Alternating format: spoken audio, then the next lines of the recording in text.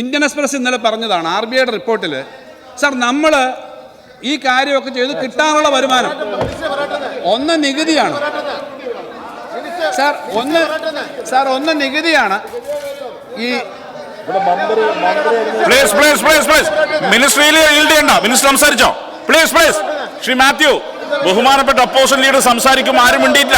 ഇത് ശരിയല്ല. Opposition leader സംസാരിക്കുമ്പോൾ ആരും മിണ്ടിയില്ല. പിൻ ഡ്രോപ്പ് സൈലൻസ് ആയിരുന്നു. ഇത് ശരിയല്ല.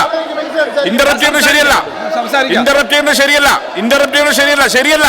അവിടെ ഇരിക്കണം. പ്ലീസ് ശ്രീ അൻവർ അവിടെ ഇരിക്കണം. മിനിസ്റ്റർ സംസാരിച്ചോ? മിനിസ്റ്റർ സംസാരിച്ചോ?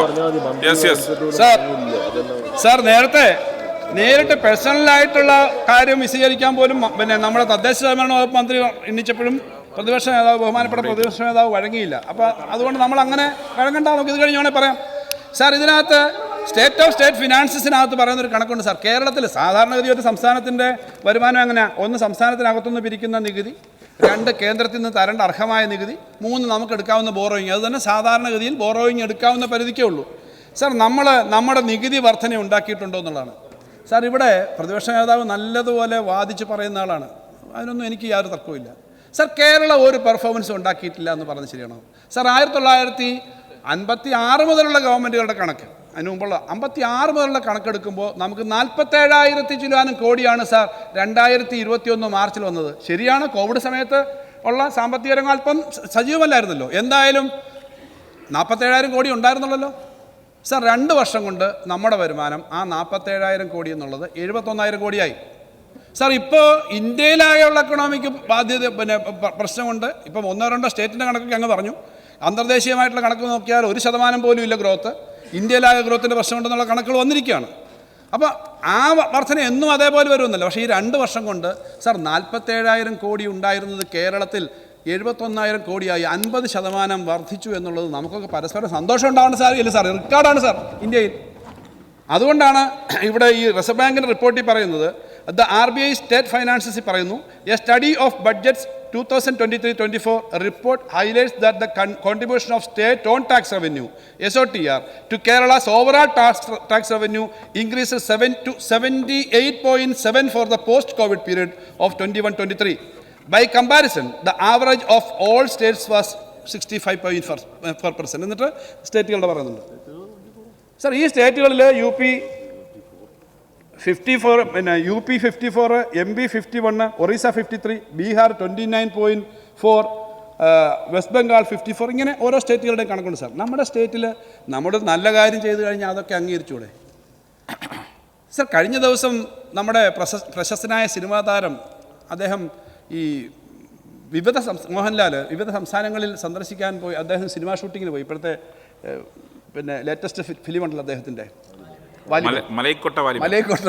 സ്പീക്കർ എല്ലാ സിനിമയും കാണുന്ന ആളായതുകൊണ്ട് മലൈക്കോട്ട വാലിബൻ. അതിനകത്ത് അദ്ദേഹം പറഞ്ഞിട്ടുണ്ട് അദ്ദേഹത്തിൻ്റെ അവിടുത്തെ ഒരു എക്സ്പീരിയൻസ്. ഈ കാലാവസ്ഥയൊക്കെ മാറി ചൂടൊക്കെ വന്നിട്ട് പനിയൊക്കെ ആയിട്ട് ഹോസ്പിറ്റലിൽ പോയി. അപ്പോൾ ഒരു ഉൾഗ്രാമം, അവിടെ ആശുപത്രിയിലൊന്നുമില്ല. അപ്പോൾ ഒരു മലയാളി സിസ്റ്റർ അവിടെ ഉണ്ട്. അവർ പുറത്തേക്ക് പോകാൻ വിസയും ഇതെല്ലാം കിട്ടി, ജോലി കിട്ടി. അപ്പോൾ അവർ ആ നാട്ടിൽ വേറെ ഒരാളില്ല, ഈ ഒരു സിസ്റ്റർ മാത്രമേ ഉള്ളൂ. അതുകൊണ്ട് അവരോട് നാട്ടുകാർ പറഞ്ഞതുകൊണ്ട് അവർ പുറത്തേക്ക് പോയില്ല. ആ സിസ്റ്റർ ഉള്ളതുകൊണ്ടാണ് ഇദ്ദേഹത്തെ ചികിത്സിച്ചത്. അദ്ദേഹം പറയുന്നു, നമ്മുടെ നാട്ടിൽ നിന്ന് ഇവിടെ വരുമ്പോഴാണ് ഇതിൻ്റെ ഗുണം അറിയുന്നത്. ഇവിടെ നമുക്ക് നാട്ടിൽ നല്ല റോഡുണ്ട്, നല്ല ആശുപത്രികളുണ്ട്, നല്ല സ്കൂളുണ്ട്, ഇഷ്ടംപോലെ വെള്ളമുണ്ട്, എല്ലാ സമാധാനമുണ്ട്. എന്നിട്ടും നമുക്ക് പരസ്പരം അങ്ങോട്ട് യോജിപ്പില്ല എന്ന് അദ്ദേഹം പറഞ്ഞത് ഈ പത്രത്തിൽ വളരെ ഇപ്പോൾ ഈ അടുത്ത ദിവസങ്ങളിൽ വന്നതാണ് സാർ. സാർ, കേരളത്തിനകത്ത് ഈ ഒരു നന്മയുണ്ട് എന്നുള്ളത് നമ്മൾ അംഗീകരിക്കണം. അതുകൊണ്ടാണ് സാർ ഇന്ത്യയിലെ 24 ഇനങ്ങളിൽ നമുക്ക് 1-ാം സ്ഥാനം. നമ്മുടെ നീതി ആയോഗിൻ്റെ എല്ലാ പരിശോധനയിലും അതിദരിദ്രരുടെ കണക്ക് 0.55 നിന്ന് 0.48 വന്നു. സാർ, 5 ലക്ഷം പേർക്ക് സ്വന്തമായി വീട് കൊടുക്കുന്ന ഒരു സമ്പ്രദായം ഈ ലോകത്ത്, ഈ കേരളത്തിലല്ലാതെ ഇവിടെ കാണും സാർ. സാർ, വിഴിഞ്ഞം മുതൽ അങ്ങ് കാസർഗോഡ് ബഹുമാനപ്പെട്ട മെമ്പർമാർ സംസാരിക്കുമ്പോൾ, എനിക്ക് മഞ്ചേശ്വരം മെമ്പറും കാസർഗോഡ് മെമ്പറും സംസാരിക്കുമ്പോൾ, ഇവിടെ ഞാൻ മന്ത്രിയായി അല്ലെങ്കിൽ ഞങ്ങളെല്ലാം ഈ സഭയിലേക്ക് വന്ന ആദ്യ ഘട്ടത്തിൽ സംസാരിക്കുന്ന പോലെയല്ല, വലിയ മാറ്റങ്ങളും പുരോഗതി അവിടെ വന്നു എന്നുള്ള തരത്തിലാണ് ഞാനത്. അവിടെ കിട്ടിയ പണം അവിടുത്തെ ഡെവലപ്മെൻറ്റ് വെച്ചിട്ടാണ് ഓരോ പ്രദേശത്തും. സാർ ആ ഡെവലപ്മെൻറ്റ് വരുന്നുണ്ട്. അപ്പം നമ്മൾ സ്കൂളുകളും ആശുപത്രികളും പാലങ്ങളും റോഡുകളും അടിസ്ഥാന സൗകര്യത്തിൽ വലിയ മാറ്റം ഉണ്ടാക്കിയിട്ടുണ്ടെന്ന് കാണണം. അതുകൊണ്ടാണ് ഇന്നലെയും മിനിഞ്ഞാന്നൊരു റിപ്പോർട്ട് വന്നു. മിനിഞ്ഞാന്നൊന്നൊരു റിപ്പോർട്ടുണ്ട്, ഇന്ത്യയിൽ ഏറ്റവും കൂടുതൽ ക്യാപിറ്റൽ എക്സ്പെൻഡിച്ചർ ആകെ പ്ലാനിൽ ക്യാപിറ്റൽ എക്സ്പെൻഡിച്ചർ പ്ലാനും നോൺ പ്ലാനും ചേർത്ത് നടത്തുന്ന സ്റ്റേറ്റ് നമ്മുടെ സാർ. വലിയ വർധനയാണ് സാർ. ഇങ്ങനെ പല മേഖലകളിലെ കണക്ക് വരുന്നുണ്ട്. അവിടെ സ്റ്റേറ്റിൻ്റെ ഓൺ ടാക്സ് നമ്മൾ ഇത്രയും പിരിക്കേണ്ടി വന്നു സാർ. ഇങ്ങനെ ഓൺ ടാക്സ് പിരിക്കേണ്ടി വരുമ്പോൾ നമുക്ക് സെൻട്രിൽ നിന്ന് കിട്ടുന്ന പണം വല്ലാതെ കുറയുന്നു എന്നുള്ളതാണ് നമ്മുടെ പ്രശ്നം. സെൻട്രിൽ നിന്ന് കിട്ടുന്ന പണത്തിനകത്ത് നേരത്തെ 3 വർഷം മുമ്പ് 4 വർഷം മുമ്പ് ആകെ നമ്മുടെ റവന്യൂ റെസീസിൻ്റെ 54% നമ്മളും 46% സെൻറ്ററുമായിരുന്നെങ്കിൽ ഈ വർഷം 29% സെൻറ്റർ തരുന്നുള്ളൂ. അങ്ങനെ കുറഞ്ഞുകൊണ്ടിരിക്കുകയാണ് സാർ. അപ്പോൾ കേരളത്തിനോട് ഈ ഒരു ചിറ്റമ്മ നയം കാണിക്കുന്നു. കേരളത്തിലെ അടുത്ത തലമുറയെ ബാധിക്കും. ഇത് നമ്മുടെ എക്കണോമി ആകെ ബാധിക്കും എന്നുള്ള പ്രശ്നം തന്നെയാണ് നമ്മൾ പറയുന്നത്. ഇതിനകത്തെല്ലാം ഇതുണ്ട്. എന്നിട്ട് തന്നെ ഇതിനകത്ത് പറയുന്ന റിപ്പോർട്ടിനകത്ത് ഈ വളരെ പ്രധാനപ്പെട്ട ഫ്ലിച്ച് എന്ന് പറയുന്ന റേറ്റിംഗ് ഏജൻസി പറയുന്നത് 2027 ആകുമ്പോൾ ഇപ്പോഴത്തെ നമ്മുടെ ഈ അടിസ്ഥാന രംഗത്തെ വികസനം എല്ലാം കാരണം നമ്മുടെ വികസനം ഇതിനെ കുതിച്ചു കയറുന്ന കണക്കുൾപ്പെടെ എല്ലാ കാര്യങ്ങളും പറഞ്ഞു. ഡെപ്റ്റിൻ്റെ ബാധ്യത പറയും. സാറിന് ഈ കടത്തിൻ്റെ കാര്യം പറഞ്ഞു, ഞാൻ അതും ആവർത്തിക്കേണ്ട കാര്യമില്ല. കടം ഇവിടെ ഒരു മെമ്പർ പറഞ്ഞു 29% ഡെപ്റ്റ് നമ്മുടെ GSDP ആയിട്ടുള്ള പെർസെൻറ്റേജ് 39 അദ്ദേഹം പറഞ്ഞു. യഥാർത്ഥത്തിൽ 39 താഴോട്ട് 2 പ്രാവശ്യമായിട്ട് വരുന്നു എന്നുള്ളത് തന്നെയാണ് ഈ റിപ്പോർട്ടിലുള്ളത്. ഇപ്പം 35 വരും.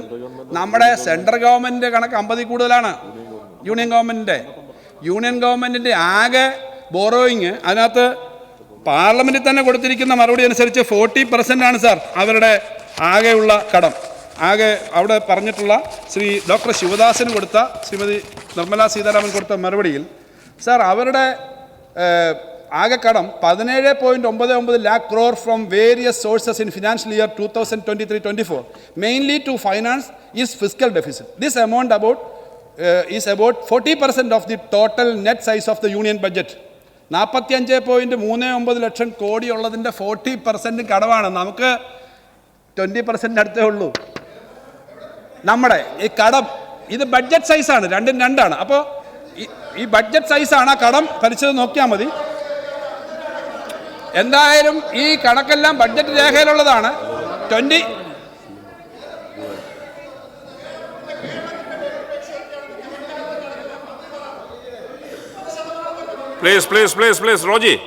സാർ അപ്പോൾ ഇത് കള്ളക്കണക്കൊന്നുമല്ല. നേരത്തെയും കണക്കിന് സംശയം ചോദിച്ചല്ലോ. എപ്പോഴും പറയുന്നത് നിങ്ങൾ ഓർക്കുമെന്ന് വെച്ചിട്ടാണ്. ഞാൻ നേരത്തെ പറഞ്ഞു നമ്മുടെ ധനകാര്യ കമ്മീഷൻ്റെ 3.89 എന്നുള്ളത് 15ാം ധനകാര്യ കമ്മീഷൻ്റെ കുറവ് വന്നപ്പം അന്നത്തെ കണക്ക് വെച്ച് ഞാൻ പറഞ്ഞു ഈ വർഷമാണ് 21,000 കോടിയുടെ കുറവ്. കഴിഞ്ഞ വർഷത്തെ കണക്ക് വെച്ച് 18,000 കോടിയുടെ കുറവുണ്ട്.